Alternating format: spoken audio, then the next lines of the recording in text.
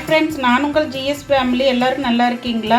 எங்களுக்கு சப்ஸ்கிரைப் பண்ணவங்க, லைக் பண்ணவங்க, ஷேர் பண்ணவங்க எல்லாருக்குமே ரொம்ப நன்றிங்க. என்னோடய டிஷ்ஷஸ் பிடிச்சிருக்கான்னு சொல்லுங்கள். வாங்க, இன்றைக்கி சப்பாத்திக்கு நல்ல ஒரு சைட் டிஷ் செஞ்சு காட்டுறேன். இது இட்லி தோசைக்கும் செட் ஆகும், மெயினாக சப்பாத்திக்கு நல்லா இருக்கும். இதோட மெயின் ஹீரோ பார்த்திங்கன்னா இதுதான். இது என்னன்னு பார்த்தீங்கன்னா மஞ்சள் பூசணிங்க. மஞ்சள் பூசணி துருவி வச்சுருக்கிறேன், வாஷ் பண்ணிவிட்டு. அதுக்கப்புறம் கடலை மாவு. இது ரெண்டு தான் மெயின் இன்க்ரீடியன்ட்ஸ் நம்மளுக்கு. மற்றதெல்லாம் ஆஸ் யூஷுவல் அதே மாதிரி தான் வரும். இன்னொரு சின்ன வதக்கிறதுல ஒரு டிஃப்ரெண்ட் காட்டுறேன். இது கரம் மசாலா இது ஐட்டம் எல்லாம் எடுத்து வச்சுருக்கிறேன். பவுடராக போடுறத விட இப்படி போடுறது நல்லாயிருக்கும். எல்லாமே அளவாக எடுத்துருக்கிறேன். ஏன்னா இதோட அளவு பொறுத்து தான் நான் இதோட அளவெல்லாம் சொல்லியிருக்கிறேன். ஒரு அரை டீஸ்பூன் அளவுக்கு சோம்பு, சின்ன பட்டை, கல்பாசி, கிராம்பு 3, ஏலக்காய் 1, மராட்டி மொக்கு, அதுக்கப்புறம் பார்த்திங்கன்னா அன்னாச்சி பூ எல்லாமே அளவாக எடுத்துருக்கிறேன். பிரிஞ்சி இலை 1, அப்புறம் மல்லித்தலை, கருவேப்பிலை, வெங்காயம் கொஞ்சம், தக்காளி கொஞ்சம் வதக்கிறதுக்குங்க. இதெல்லாம் தாளித்து விடுறதுக்கோசரம் வச்சுருக்கிறேன். ஃபஸ்ட்டு நெய்யில் இதையெல்லாம் வதக்கிக்கலாம். அரைக்கிறதுக்கு என்னென்னு பார்த்திங்கன்னா சின்ன வெங்காயம், சின்ன தக்காளி 1, வெங்காயம் சின்ன சைஸ் 1, பச்சை மிளகாய் 1 காரத்துக்கு. நீங்கள் உங்கள் குவான்டிட்டி அதிகமாகும்போது அதுக்கு தகுந்த மாதிரி இந்த இன்க்ரீடியன்ட்ஸ் இன்க்ரீஸ் பண்ணிக்கோங்க. அதுக்கப்புறம் தேங்காய், முந்திரி, அதுக்கப்புறம் மஞ்சள் பூசணி பீசஸ். இதுதான் சொன்னேன் இந்த வதக்கிறதுல ஒரு டிஃப்ரெண்ட்டுன்ட்டு. நம்ம துருவி வச்சுருக்கிறதுல கொஞ்சம் பீஸ் அதாவது ஒரு பூசணிக்காய் போட்டிங்கன்னா 1/4 பூசணிக்காய் அளவு வதக்கி அரைக்கணுங்க. அதுதான் இந்த இதுக்கு நல்ல டேஸ்ட்டு கொடுக்கும். அதுக்கப்புறம் பார்த்திங்கன்னா கசகசா எப்போவுமே அப்படியே வதக்கும் போது அரைப்படாதுங்க. என்ன தான் நீங்கள் நல்ல மிக்ஸி வச்சுருந்தாலும். அதுக்கு நீங்கள் சுடுதண்ணியில் கொஞ்சம் நேரம் முன்னாடி நீங்கள் வெங்காயம் தக்காளி அரிகிற நேரமாச்சு ஊற வச்சுக்கோங்க. அப்போ தான் அரைப்படும். இஞ்சி பூண்டு பேஸ்ட்டு, மல்லித்தலை, அதுக்கப்புறம் மஞ்சத்தூள், கல் உப்புங்க. இது பார்த்திங்கன்னா இதில் மல்லித்தலையோ புதினாவோ அதிகமாக போட வேண்டாம். ஏன்னா இதோட டேஸ்ட்டை அது குறைச்சிருங்க. அதனால கலரு எல்லாமே மாறிடும்.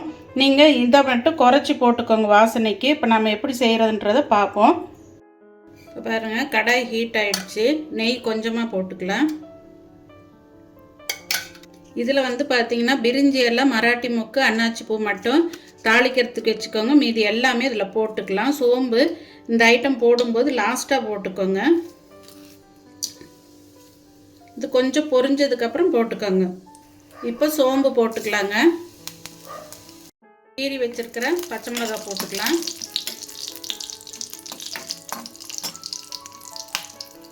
நான் கொஞ்சமாக தான் உங்களுக்கு செஞ்சு காட்டுறேன். நிறைய வேணும்னா இதே அளவு நீங்கள் இன்க்ரீஸ் பண்ணிக்கோங்க. பெரிய வெங்காயம் போட்டுருங்க. அடுத்தது தக்காளி,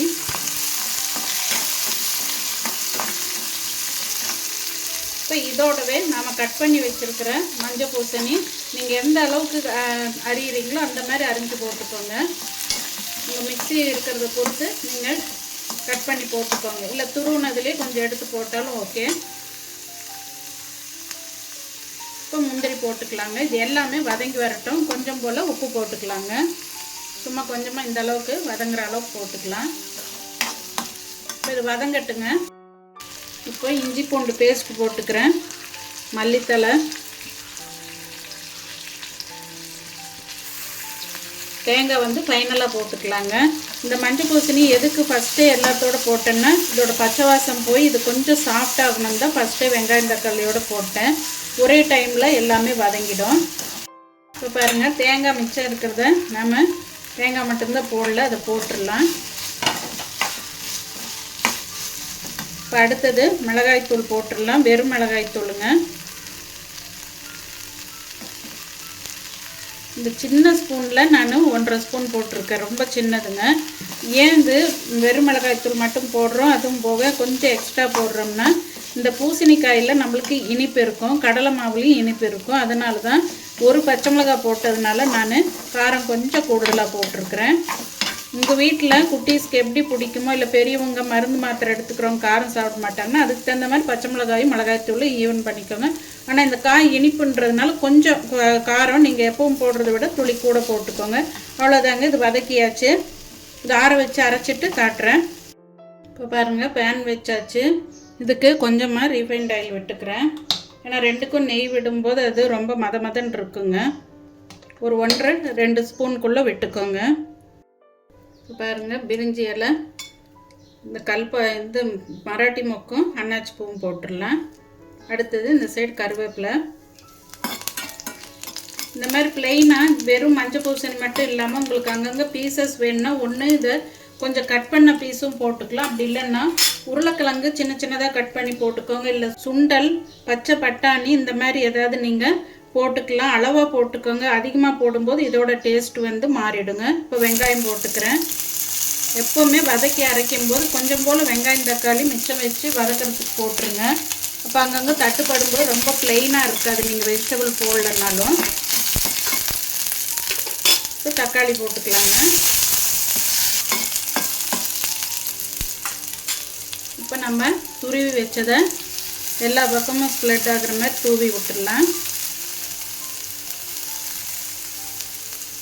இது ரொம்ப நேரம் வேகணும்னு அவசியம் இல்லைங்க. நம்ம நல்லா நைஸாக துருவி இருக்கனால இந்த வதக்கும் போதும் வெந்துடும். அடுத்து நம்ம இந்த கிரேவி அரைச்சி ஊற்றும் போது அதோடு சேர்ந்து நல்லாவே வெந்துருங்க. பச்சை வாசம் போகிறதுக்கு தான் நம்ம வதக்குறோம். இந்த பூசணியில் ஒரு பச்சை வாசம் இருக்குது இல்லைங்களா, அது போகிறதுக்காக தான். சூப்பராக இருக்குங்க அது சப்பாத்திக்கு. தேங்காய் விருப்பம் இல்லைன்னா நீங்கள் போடாமல் விட்டுடலாம். இப்போ கொஞ்சமாக இதுக்கு உப்பு போட்டுக்குவேன். நல்லா வதங்கி வரட்டுங்க. இது வதங்கினவுடனே நம்ம அரைச்சதை ஊற்றிட்டோம்னா தண்ணி ஊற்றி கொஞ்சம் கொதிக்க விடலாங்க. இப்போ நாம் அதை அரைச்சிட்டு வந்துடலாங்க. இப்போ பாருங்கள், அரைச்சிட்டு வந்ததை நம்ம போட்டுடலாம். இதில்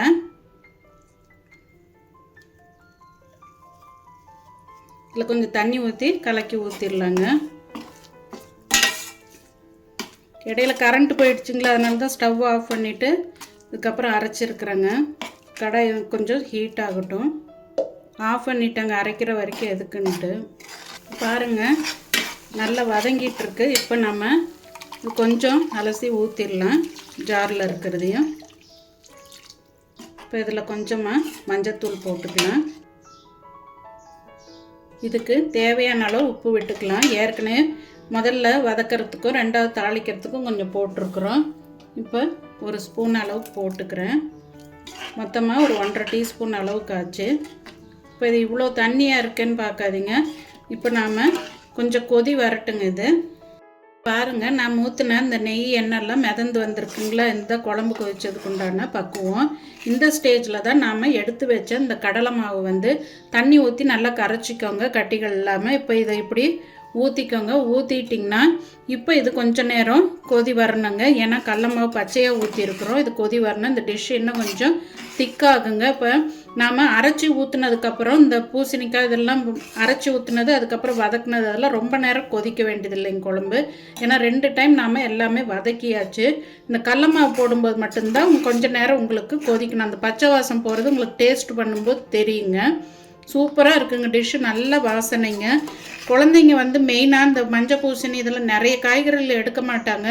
இதில் இந்த மஞ்சள் பூசணி இருக்கிறதே அவங்களுக்கு தெரியாதுங்க. நல்லா துருவி போட்டு ஜூஸ் இறங்கியிருக்கு. ஒரு பக்கம் நம்ம அரைச்சும் போட்டிருக்கிறோம். அந்த மாதிரி இருக்கும்போது உங்களுக்கு இது என்னன்னே தெரியாது. பிளெயினாக குழம்பு இருக்குன்னு நினச்சி அவங்க தொட்டு சாப்பிட்டுக்குவாங்க அவங்கள. இதுதான் மெயினான இன்க்ரீடியன்ஸுங்க. மஞ்சள் பூசணியும் கடலை மாவும். கடலை மாவு நிறைய ஊற்ற வேண்டாங்க, அளவாக தான் ஊற்றிருக்கிறோம். அதனால் எந்த நம்மளுக்கு தொந்தரவும் வராது. இஞ்சி பூண்டு எல்லாம் போட்டிருக்கிறோம் இல்லைங்களா. இந்த டிஷ்ஷு நீங்கள் ட்ரை பண்ணி பாருங்கள் ஒன்ஸு. நல்லா இருக்குங்க டேஸ்ட்டு. பெரியவங்களுக்கே ரொம்ப பிடிக்கும் இது. இப்போ இது கொதி வரட்டுங்க. லாஸ்ட்டாக மல்லித்தலை தூவி இறக்கிடலாம். பாருங்கள், கடலை மாவு ஊற்றி நல்லா கொதித்து திக்னஸ் வந்துருச்சுங்க. பாருங்கள் எவ்வளோ சூப்பராக இருக்குன்ட்டு.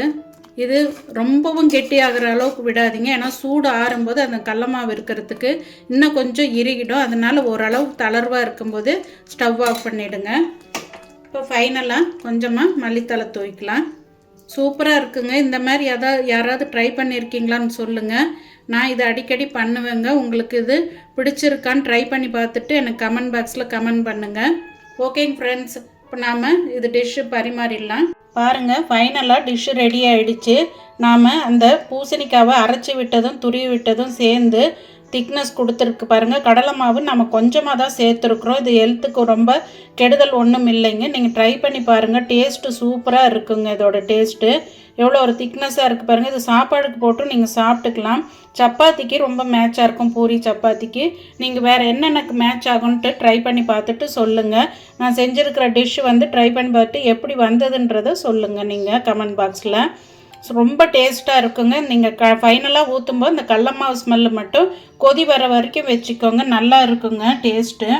இது நான் அடிக்கடி செய்வேங்க. எப்போவுமே நம்ம மஞ்சள் பூசணி வாங்கும்போது முழுசாக நம்மளால் பொரியலோ கூட்டோ செய்ய முடியாது பெருசாக வாங்கிட்டால். அதில் இந்த மாதிரி ஒரு பார்ட் எடுத்து வச்சு பண்ணுங்கள். நான் இப்போ இந்த பீஸ் அளவுக்கு தான் நான் போட்டிருக்கிறேன் துருவி.